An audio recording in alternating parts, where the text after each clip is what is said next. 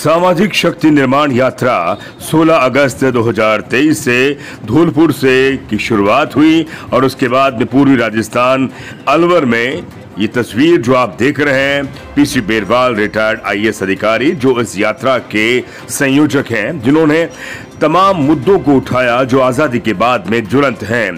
पढ़ाई लिखाई, शिक्षा, रोजगार और आवास कि आखिर सरकार ने उन मुद्दों पर इतने गंभीरता से क्यों काम नहीं किया।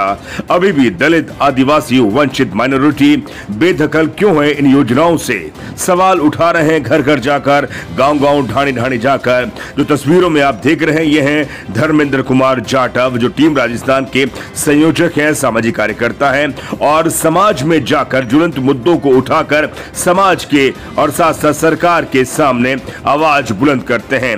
ये तस्वीर अपने आप में वानगी है कि आजादी के 70-75 साल बाद भी अगर सरकार इन मुद्दों पर गंभीर नहीं है तो कहीं ना कहीं हमारी व्यवस्था के अंदर खोट है।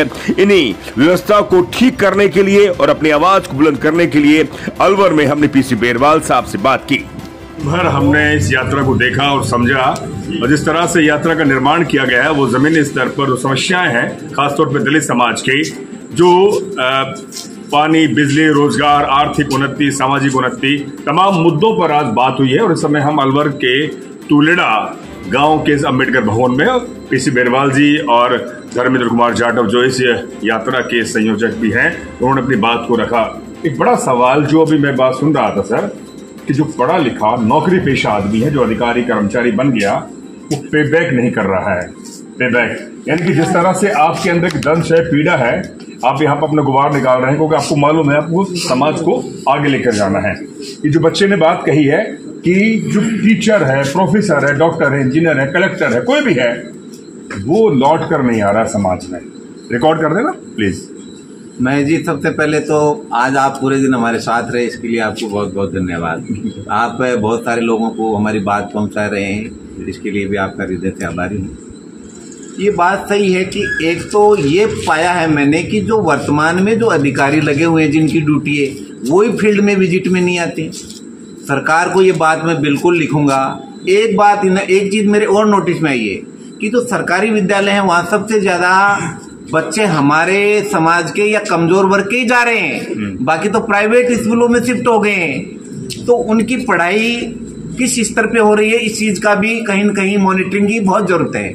तीसरी बात बहुत महत्वपूर्ण है और ना केवल महत्वपूर्ण है, वो आवश्यक भी है, इसलिए कि जिन लोगों ने, जिन अधिकारी कर्मचारियों ने या कोई बिजनेसमैन ने एक आगे बढ़ के आर्थिक उन्नति करी है, उसको कुछ देने के है, भले ही अनुभव दे, समय दे, पैसा दे, किसी न किसी रूप में उनका ये नैतिक दायित्व भी है, उनका एक सामाजिक दायित्व भी है। और इस दायित्व को अगर वो पूरा करेंगे तो निश्चित रूप से भाई बहन इतने दूरी से में नहीं रहेंगे कि एक तो बहुत आगे चला गया 100 कदम और 100 कदम पीछे। हम चाहते हैं साथ साथ चले, और साथ साथ में नहीं चले तो जरूरत इतनी दूरी होनी चाहिए कि उसका हाथ पकड़ के आगे तो ले जा सके। लेकिन इतना तो होना चाहिए। ये मैं सबको अपील भी करूंगा और इसको मैं लिखूंगा भी और कहूंगा भी। इसमें यही सवाल है, जो पढ़ा लिखा हमारा संपन्न परिवार है, वह मुझे लगता है कि वो सिर्फ नौकरी के लिए उसने पढ़ाई लिखाई करी, और आज वो बाबा साहब और जो हमारे विचारक रहे, बहुजन विचारक रहे, दलित विचारक, या उन जो समाज की पीड़ा है, मुझे लगता है कि वो अब भूल गया है।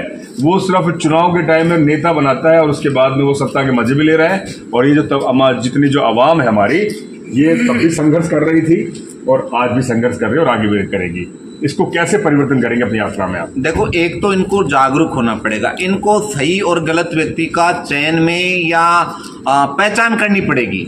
आपने कहा ना कि वो आते कई बार है मौके के उस मौके पे पूछिए कि भाई आपने इतने साल या इतने वर्ष आपने एक अच्छी व्यवस्था में रहे, अच्छे पदों पे रहे, तो आप उस टाइम समाज के लिए क्या किया था भाई?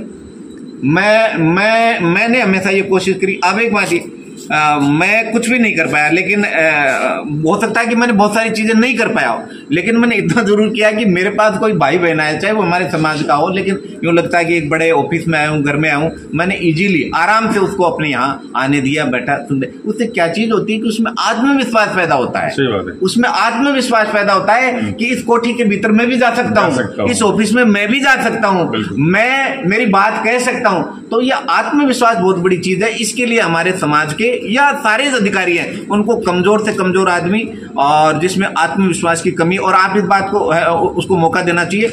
और आप ये मान के चलिए कि ये सारा सिस्टम, चाहे प्रधानमंत्री जी हो, मुख्यमंत्री जी हो, और उसे लेके कई, ये सिस्टम आपकी सेवा के लिए है। ये लोकतंत्र में आप मान के चलिए, इसलिए आपको घबराना चाहिए। घबराना उनको चाहिए कि इनको मैंने नहीं सुना तो मेरी क्या हालत होगी। एक आखिरी सवाल मेरा इनसे है साहब से।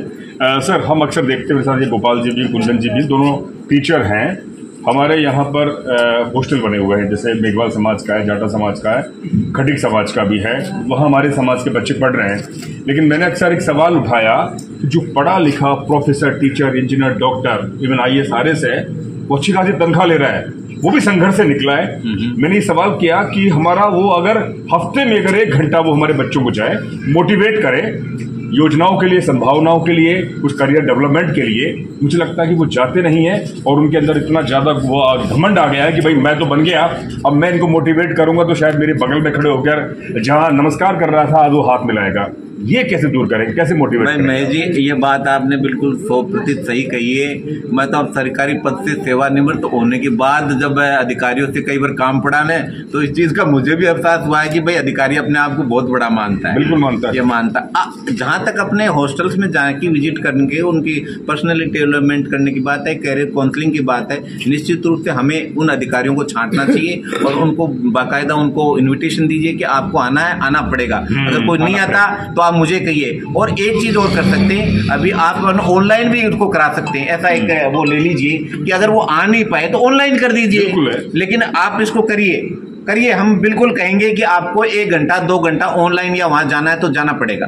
कोशिश करते नहीं जाएगा तो फिर समाज में हम कहेंगे कि भाई समाज में ये आदमी आगे बढ़ा रहा, हमारी कोई मदद ही नहीं कर रहा। क्योंकि जब तक सोशली प्रेशर नहीं पड़ता ना, जब तक सामाजिक भार नहीं पड़ता, दबाव नहीं पड़ता ना, तब तक आदमी बड़ा क्या कहते खुला हो जाता है। अगर सर ऐसे सारे गुरु जैसे जो गोपाल जी हो जाए, हाँ, गोपाल जी, अगर ऐसे हो जाए सारा गुरु जी तो समाज में उद्धार हो सकता है, पर सब ऐसे नहीं हो। नहीं तो सर ने एक बात कही है, मैं अब समझ करूं कि आपको जितने भी अधिकारी, डॉक्टर, इंजीनियर, पत्रकार में भी, अगर वो अपने दायित्व नहीं निभाएगा समाज के प्रति, समाज से निकले हम लोग, तो उनका हमें समझाना पड़ेगा। और ये इसी यात्रा का मुझे लगता है कि ये पूरा कंक्लूज है और सार है, क्योंकि हम समाज से निकले और समाज को हमें देना होगा। अब देखिए बाबा साहब की मूर्ति यहाँ पर लगी है, प्रतिमा, उन्होंने इतनी सारी चीजें दी है सर, हमको इतना ज्यादा कॉन्फिडेंस आया है, इतना सब कुछ दे दिया। और उसका अगर हम कुछ नहीं कर पाए तो मुझे लगता है कि सिर्फ आप पैसों का अंबार बनाएंगे, समाज को कुछ नहीं देंगे। बहुत बहुत शुक्रिया आज की आपकी यात्रा।